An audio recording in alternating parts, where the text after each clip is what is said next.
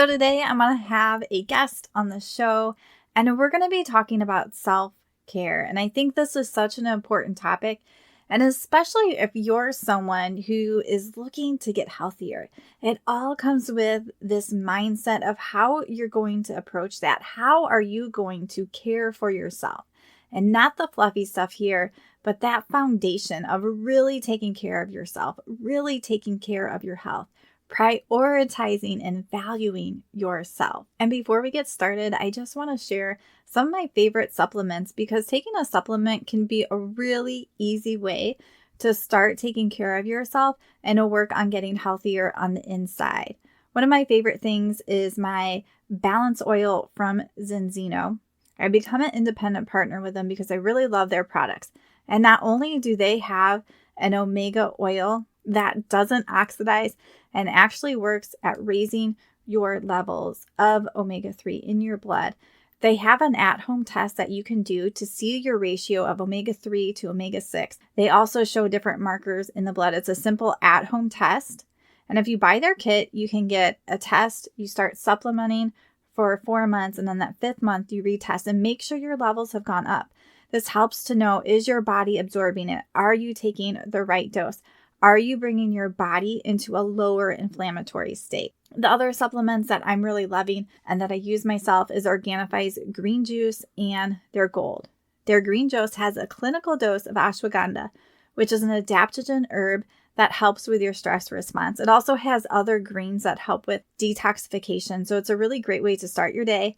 I add collagen protein powder in there and squeeze a lemon. And I'm also getting like 16 ounces of water. So it's a great way to hydrate while you're getting these other nutrients. Their gold is a great drink to have at night. It has turmeric in it, lemon balm. So it's very calming and it's very anti-inflammatory. So check the description down below to learn more about those. Hi friends, and welcome to the Healthy Beyond 40 show. I'm Michele, mama of 4 and military wife. And I'm passionate about helping women get healthy from the inside out so they can feel better and live their best life. Do you feel like you're struggling to lose weight and get in shape? If you're ready to develop healthier habits, exercise consistently, and lose weight sustainably, then you're in the right place. I combine my expertise from my doctorate in physical therapy to my experience as a health coach, personal trainer, and yoga teacher to bring you actionable steps for a healthy lifestyle. No magic pill here, so lace up those shoes and get moving.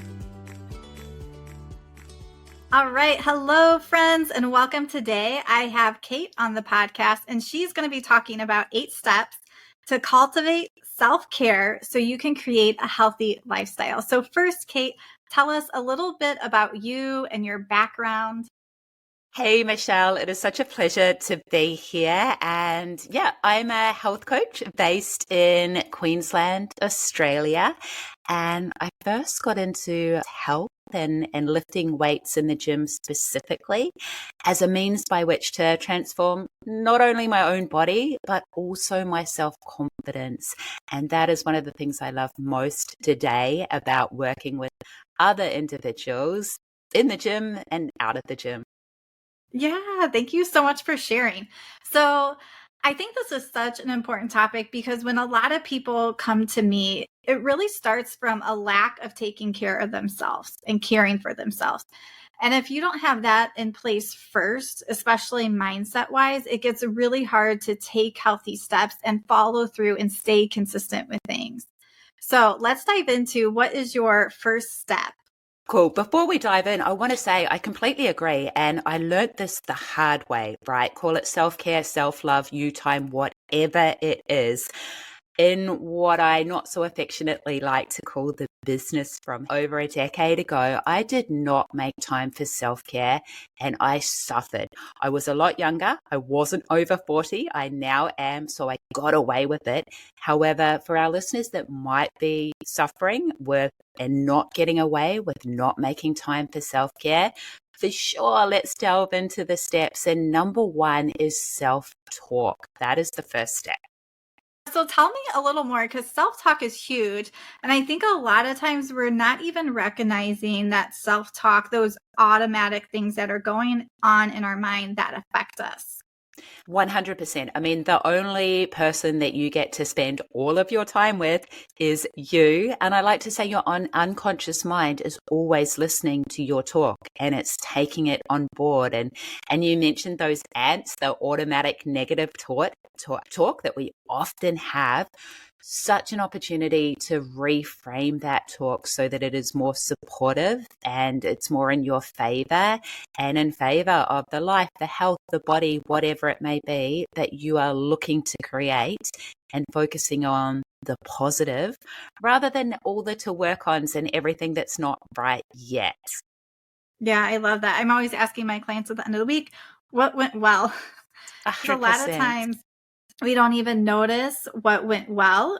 We're noticing those things we're still not doing yet, or those things that didn't go well. And we're not noticing what actually happened in reality.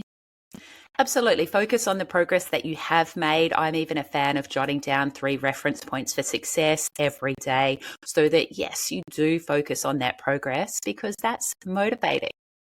Yeah, absolutely. So, step number 1 is self-talk. What is step number 2? So E in self-care is for elicit your values and use them as a daily filter so far as your decision making. Now, this is huge. It's maybe the most important one to me. Those values are those emotional states that we're drawn to. Maybe it's freedom, integrity, love, and connection. And part of prioritizing you and looking out for you is to first connect with, elicit what those values are if you haven't yet, and then align your daily actions with those values. You're just going to feel so much more congruent in your life. And so far as your health, the decisions that you make, the actions you need to take, they're going to be simple and sustainable rather than a constant struggle. Yeah, so eliciting a value that you have, and also you intertwined emotional state with that. So a positive Yes. emotional state. So could you give us an example of what that looks like? 100%. My number one value is freedom. And if you're not aware of what your values are, so mine are freedom, integrity, passion. There are lots. I recommend brainstorming all of them and then putting them in order of priority. And you would do that by saying, what is more important to me in my life, freedom or passion? Doesn't mean passion's not important, just means freedom's number one. If our listeners aren't there yet, sometimes you know what your values are when you're not experiencing them. So to call back from that business from hell, I had zero freedom. It was part of a gym franchise. I was hemorrhaging money. I was working 14-hour days. I felt trapped. And that really brought home to me that the number one most important thing to me is freedom. And even when I'm experiencing lots of freedom like I am now, it's still my number one value. I'm still very drawn to it. And there's no right or wrong. Our listeners, maybe maybe it's family or love. Think of how you spend your time, your energy, and your money, how you currently spend it and what you're drawn to. Yeah. And not just how you currently spend it, how you want to be spending it too. Because a True. lot of times we get stuck in ruts where we're not doing what we want to. But I think that's huge, because when we can actually take that time to sit down and think about our values and what's important, and look at what we're actually investing our time to and where we need to make some shifts, that can become really important. Because for a lot of us, I would say for my listeners, a lot of them, it's going to be family. It's also going to be their health. But how can we start to shift to get to some of those things so that what we value is what is showing up in our lives? Exactly, 100%. Yeah. And so let's go on to step number 3. Number 3 is massive as well, especially as personal trainers. It is lock and load the habits or keystone habits. So those big foundational habits that keep you healthy and happy.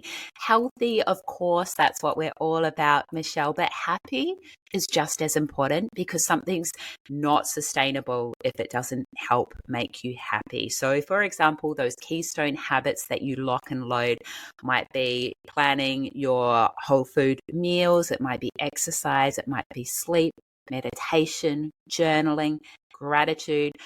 By keystone, I mean the habits that are so foundational. Once you lock and load them in place as a priority in your day and your week, it's easier to form other healthy, smaller habits around them. So we want to lock and load them first, and we want to make them non-negotiable. Yeah, absolutely. And I'm all about healthy habits to really get to those small, sustainable changes, especially like it came up with those examples that you said, like sleep, your Hmm. exercise, meal planning. Maybe you're just starting with breakfast. Maybe you're going to start getting more protein, whatever it is, starting with those small habits that you can continue to build on. Because I hear from clients after they've done it, okay, well, now this is getting easier. Then you're ready for something else instead of making these big changes. And as we're talking, I just want you to clarify what self care is, because obviously we're talking about things here like our mental health, exercise, nutrition, and all these different things. So, can you define self care? Yeah, lots of definitions. As I said, some people might call it you time or self love. It's prioritizing the habits and even the thought patterns, as you mentioned with mindset, that help keep you operating and feeling optimally. So it's different for everyone, and some of them are locked and loaded as a habit on a weekly basis. Some of them might be more a mindset, sort of a reframe, but self care is what you need to do to look out for you so that you can turn up better in the world for everyone else. And again, many of us learn this the hard way. I mentioned I learned that in the previous business. So it might be a reassessing for our listeners over the period of their lives as well. Hey, these habits that did work for me in the past maybe aren't working anymore. What do I need to insert into my day and my week so that, again, I'm functioning, happy, healthy, effective, efficient, everything that you want to be functioning? Yeah, because I think when we're thinking of self care, some people might have the mindset that it's like something extra or fluffy that we're pampering ourselves Mm-hmm. with. But really, these self care habits are more like a foundation, more of a 100%. necessity. So we have to really make sure that we're looking at it from that point. All right. So we have self talk, our values, our keystone habits. So what is step 4? F is to filter the people you spend time with. This is massive. People might, you can probably recall when you've spent time with a really exhausting person versus when you've spent time with one of your best girlfriends and you are just on such a high and so full of energy and positivity afterwards. Now, of course, we don't have complete control over this. You know, maybe some of our family members are a little bit draining. We do have an ability to be aware of who we are filtering into our life to a degree and act where we can, and also take a little bit more control so far as who we are filtering out of our life as well. So being more active and proactive about these people that either give us energy or suck our energy. Absolutely. I remember a long time ago, I was listening to something and it was like, the people that you're around most is who you're acting like. So, Mm-hmm. especially when it comes to our health, my husband's military. So we move and we've been here a year and a half, but I have found people that homeschool because I homeschool, and moms who like will go on walks with me or play pickleball with me. So I am filtering people who I will get along with and also who have a healthy lifestyle themselves, because that's what I want to do when I hang out with them. So I think that's important. And I also want to bring up one of my clients recently. She had a friend she typically would go out for drinks with quite a bit. And so she knew that she needed to do less drinking. So she actually asked her friend, like, hey, what if we go to Pilates class together? And her friend's like, yeah, of course. So sometimes we can Amazing. also have that power to change the dynamic in relationships too. So I just want to put that out there too. I love that. That is an absolutely perfect example. And as you illustrate, the people you spend time with can either make it so much easier for your healthy habits to stick or so much more struggle street for you to create those habits. Yeah, and it may not always work like that, but sometimes we have to take that initiative or ask someone something, and they might even want something like that too, For a sure. healthier choice or something. All right, so tell us about step number 5. C is for create not to do list. So, Michelle, you mentioned before, like getting enough sleep and such. And often people make it harder for themselves by just setting the alarm for earlier. The first step is actually to get to bed earlier so that you can get up earlier. And it's the same with the not to do list. It sometimes should precede your to do list. So, if your to do list is really long and you're not getting through it and it is stressing you out, you need to magic up some time, create some more time by eliminating some of the things that just aren't high value don't make you more effective or efficient, aren't joyful. So that not to-do list, it could be cliches such as time on social media after a certain period of time, Netflix, all of the stuff that we know and don't always implement. Sometimes just jotting that down and being really intentional about it, and also being aware of what that's going to allow you to include in your life, the more to-dos that you get to do, that can be really impactful. Yeah, I love that. I haven't heard it that way. A not to-do list. Correct. But yes, eliminating those distractions, like just with my phone, by 8 o'clock, I put it on the charger and I don't look at it unless I need to set an alarm or something like that. But I think that's really important. I just deleted Facebook from my phone, so I'll go to my computer to check it. But sometimes we need those strong barriers in place when we notice that we're not where we want to be, and just taking that time to be honest with ourselves and what is our distraction, what do we need to eliminate, because it goes back to those values that you talked about, so we can be more in line with our values. Because my value is not scrolling social media, but that 100%. Might be what I'm doing. Yeah, it's so true. And those positive constraints can be really helpful and actually really freeing. Don't think of them as restrictive and rules and all of this. I think of them as freeing to allow you to live the life and have the health that you're striving for. So yeah, putting in place those positive constraints, perfect. Yeah. All right. So step number 6.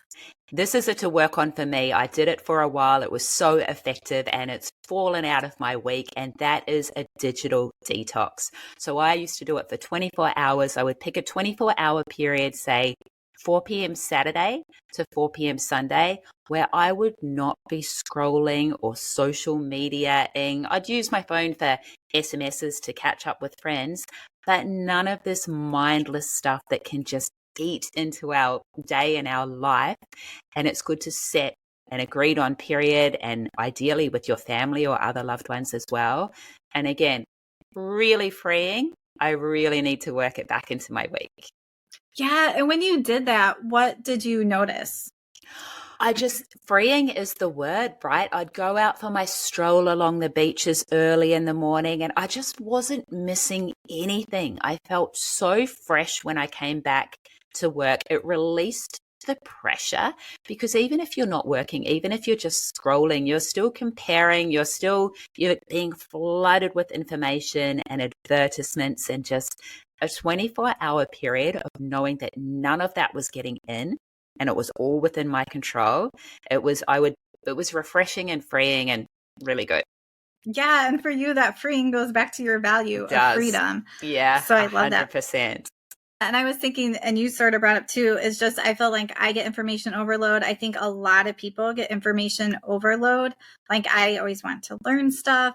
And I think it's good to take that step back. I haven't quite done a full digital detox, like 24 hours like that, but I do little ones. But that is definitely something I need to think about. Our tween teenage boys like lost their electronic privileges for like 48 hours. But it was interesting, by the end of that, they were like playing together more. Amazing. It was like really like such a difference. And we have limits on electronic time and stuff like that. But I was like, wow, like it really does change us. And it's such part of our life right now.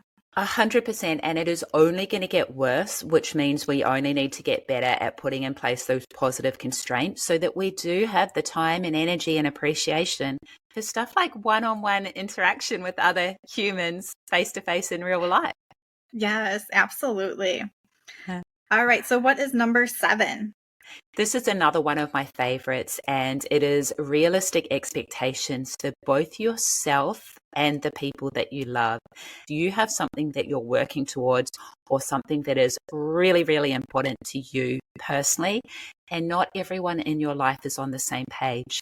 So maybe it is your health goal, and your whatever healthy eating is to you.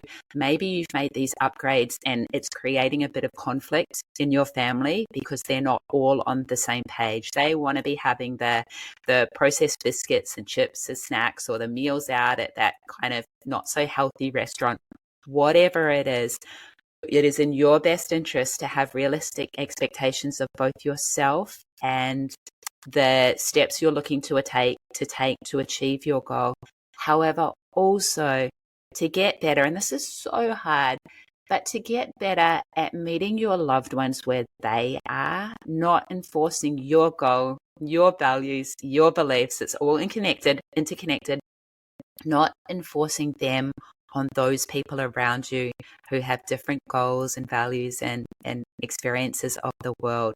So sometimes I reframe this as lowering the bar to raise your chance of success.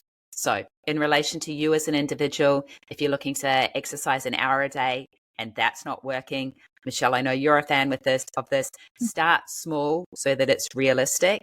And if your family's not on board, lower the bar so far as your expectation of them as well.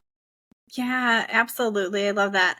So that expectation of yourself. And yes, I'm always telling people you can start with 5-10 minutes. Like, 100%. yeah. And I also find it interesting as I'm talking to some clients, they'll be talking about their kids and how they want their kids to have less sugar. Their kids aren't eating healthy and they're barely just starting the journey themselves. So I think it's always that helpful place. Obviously, as moms or even other people in our family, we care about people and we want the best for them and them to be healthy. But it really is working on yourself first and then letting people just see that. And it's, really their choice. I mean, if it's a kid in your house, you can provide food or not provide certain foods. But really, it starts with that working on yourself and getting those healthy habits really strong on yourself first.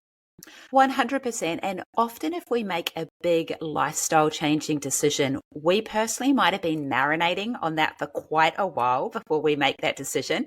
And then we're like, woohoo, hey, family, this is the new decision. This is where we're headed. They haven't had that time. You've just surprised them with this huge life altering decision. And, no one's going to take an action because it's our goal or we're forcing it on them. They've got to come to it in their own time. And as you say, all you can do is lead by example. Yeah, absolutely. All right. So the last step number 8. Easy 5-minute fixes. So sometimes all of this just feels a little bit too hard. And if you're not in a good routine with your self-care and prioritizing you, sometimes you're just like, Kate, I don't want to go do an hour workout or elicit my values and use them as you just want easy. What is something that you can do in 5 minutes? It might be play a song you love. It might be go for like a 5-minute walk around the block. Let the sun fall on your face for 5 minutes. Send a few beautiful SMSs to people you're grateful for and wait for their replies to come back in. Whatever it is that's simple for you, that's got a low barrier to entry so far as time and cost, there's some really good things to have up your sleeve for when you need them. Yeah, absolutely. And especially when it comes to our mental health and feeling good mentally, what is that 5-minute thing you can do? Is it listening to that upbeat song, like you said, or going for a walk, or taking a little time to journal or pray, like something that's really simple and easy? Because if we can get our mind on board, our day will go better. 100%. And, this is one of the things that does get easier as we get older. Some things might get a little bit tougher. However, what we get so much better at is knowing what works for us and our body and our mindset. So far as maybe the mindset games to play with yourself, the reframes, the whatever it is, we know what's worked for us in the past and what is effective for us now. So we've got a bigger toolkit of strategies to turn to as we get older. And that's one of the fabulous things about staying healthy over 40. Absolutely. So a little quick recap here. So we had that self-talk, noticing what's going on in your mind. Step number 2 is your values. And you could just see how the values are really this foundation. 3 is the Keystone habits. So again, those simple habits. What is that easiest thing you can do to start developing what you want to towards your values? 4, filter the people that you spend time with. 5, create that not to do list. So starting to eliminate those distractions. Take that digital detox, which if I do that, guys, I will let you know. Yes. And then number 7, realistic expectations, not only of yourself, but also others and those people around you. And 8, an easy 5-minute fix. So is there anything else that you would like to add to this, Kate? All I would say is if one of them's resonating, don't feel overwhelmed by all of them. Start with the one that resonates most with you. And I guess my biggest mindset shift is if you're in an attitude of fighting your body and restriction and discipline and anything like that, my best advice would be to think of you and your body as a team. You're in this together. You want the best for each other. It's all about cultivating a supportive relationship, about finding the exercise that you find joyful and finding the food that is diverse and abundant. And it's all about love for yourself and your body. As cheesy as that sounds, cliches are cliches because they work.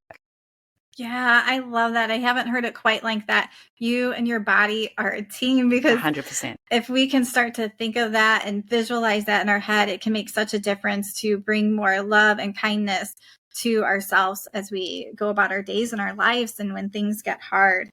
Exactly. So I will have all these steps in the description. And then Kate, tell us a little bit about you and where people can connect with you. Thank you, Michele. So the best way to connect with me is strongbodygreenplanet.com.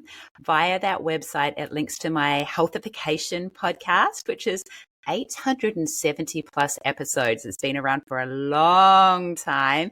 Also, my plant positive journal. So for anyone that's looking to master their time and their mind while adopting a healthy plant-based lifestyle, this is a beautiful journal and daily planner full of recipes and art and all of that. Perfect. And I'll have those links down in the description. I hope you guys all enjoy this episode. And I hope you're thinking of what is that one thing that's really sticking out to you today that you can start to take that next step forward so you can live more in alignment with your values and that you can live healthier. So, all right, everyone, have a good day.